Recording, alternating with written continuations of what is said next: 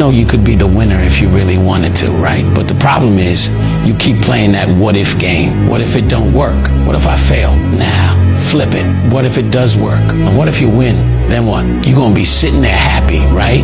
You say you wanna win, but then you're scared to lose. What sense does that even make?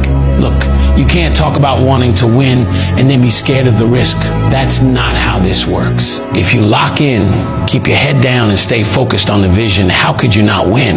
The only thing that's gonna make you lose is your own mindset, and that's all on you. Your biggest enemy ain't out there, it's in your head. So if you wanna win, you gotta get out of your own way. And here's the truth. Every time you doubt yourself, you're slowing down your own progress. You either believe in yourself or you don't. There's no in between. If you keep second guessing everything, you're already losing. But when you stop playing scared and start moving like you're built for this, you'll see everything change. So stop thinking about what could go wrong and start focusing on what's gonna go right.